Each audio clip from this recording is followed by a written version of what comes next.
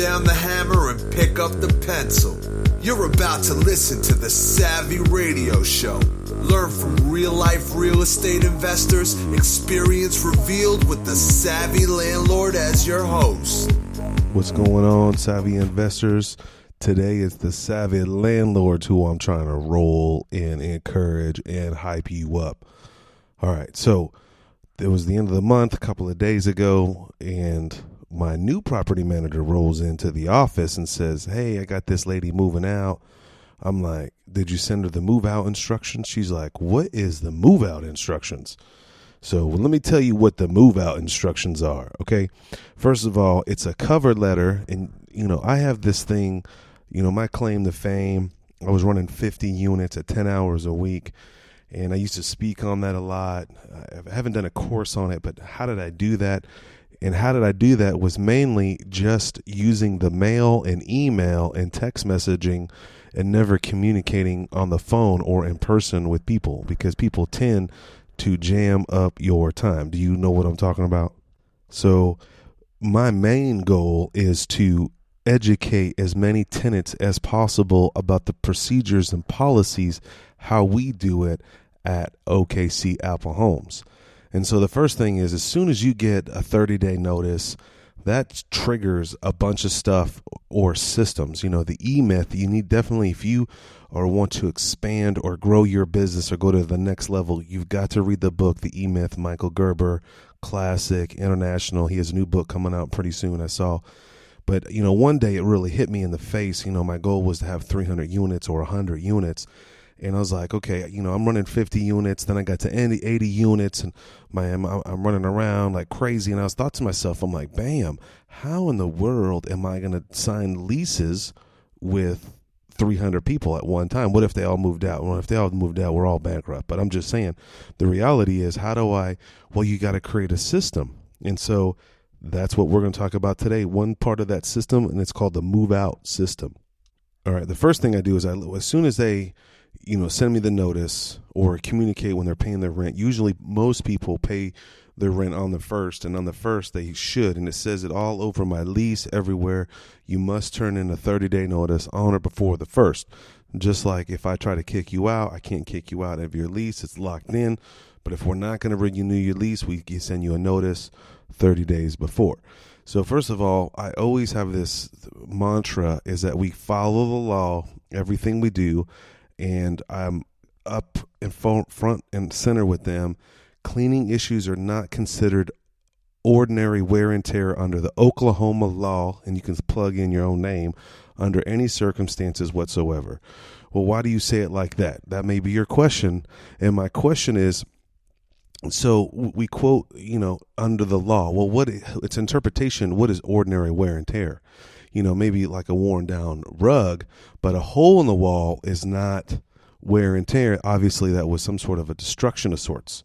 So the goal is for you as a tenant is to get your money back within the time period as the law allows. In Oklahoma, it's 30 days. I'm assuming that's all over the place. But our goal here is that we do want to give you back your deposit as soon as possible. But you got to comply and you got to do these things. And so the next thing is you have to do the cleaning checklist. I don't leave it to chance ever. And so it's a 2-page checklist. It goes over every detail of what you need to do to get your unit ready to roll. So you can move out properly without getting any fees. And I can give you your deposit back as soon as possible.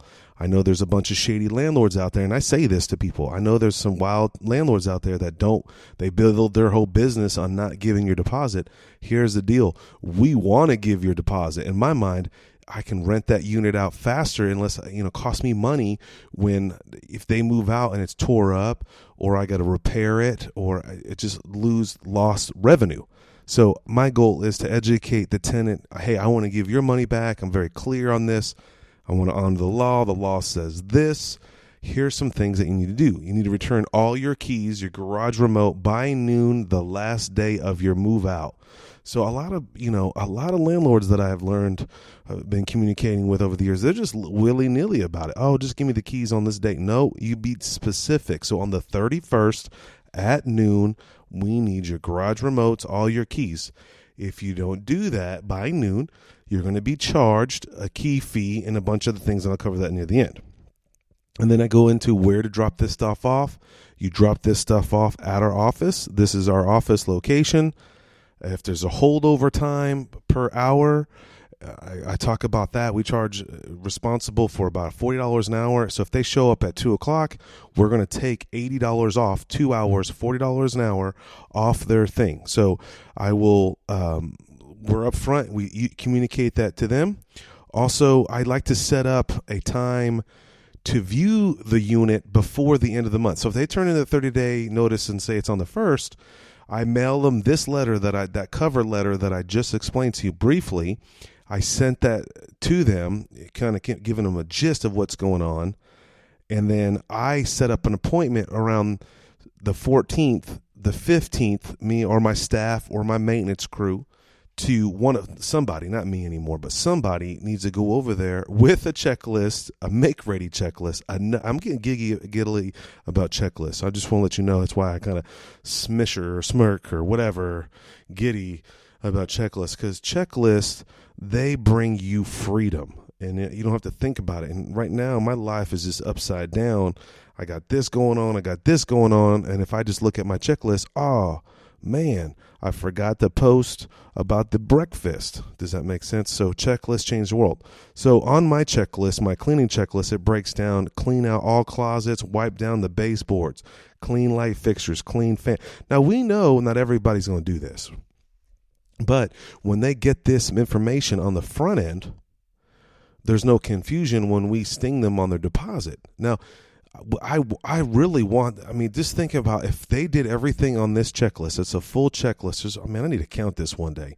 It goes room by room, bathrooms, bedrooms, kitchen. There's probably 50, 60 things to do. If I had to pay somebody to do all this, it would cost me more. It says, do not unplug the refrigerator, which could damage it. It also says, do not use oven cleaner on self-cleaning ovens. Scotch-Brite cooktop cleaners recommended for heavy soil glass top. I go in depth of what you need. Clean out, wipe down the dishwasher. I said the baseboards again because that's free. Who cleans? I don't even clean the baseboards at my own crib. But hey, I'm going to put it on the list. Hey, make sure you wipe down the baseboards. Clean the toilet thoroughly. That's bolded, locked up, underlined. Clean the toilet. Nobody wants to come behind you and your booty and it's dirty. So clean it. Clean out your medicine cabinets, miscellaneous stuff. And then we send them follow-up. So on the 1st, they send it. 2 weeks later, we have an automatic tickler system that sends them this cleaning checklist. Also, when we first contact them, here's the things that if they're not done, this is, again, we're just reinforcing everything that you need to do to get your deposit back. So to receive is real bold on the back page. To receive your full deposit back when you move out, here's the listed charges that we want to charge you. Again, we don't want to charge you. We want to give you all your money back. But if you don't clean the refrigerator, it's $40. If you don't clean the toilet, it's $35. If you replace the toilet, it's $175. If we've got to replace the blinds, $50 per blind. All these fees will be deducted from you. Now, this is not some new thing. When they move in, we give them the new move-in sheet at the same time. Does that make sense? When you move in, and should save you on your life, is your move-in sheet. And we don't want to cause any confusion at all in what we're doing for them, just legality-wise. Also, air filter. And they got this list before we even sign the list on the lease. Anyway, so hopefully this hypes you up. I don't know if it's real motivating, but you need to communicate to your tenant. Let them know what's going to happen.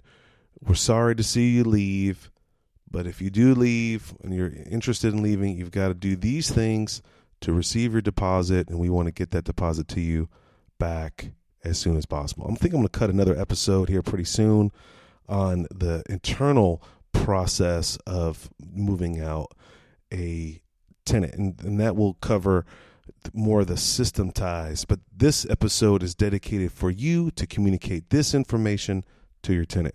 hey, hopefully this saves you money. Hopefully this rings some bells so you can save money instead of just throwing money down the drain. You can get your tenant to do their job, what they're supposed to do. Life would be great, so you can go buy more assets. Thanks for listening. If you want to hear more episodes, and we got other episodes coming up on the move out thing, go to thesavvyradioshow.com. Thanks for listening to The Savvy Radio Show. Glide online and listen to our other motivating episodes at savvyradioshow.com. Connect on Twitter at LandlordBook and always be buying assets.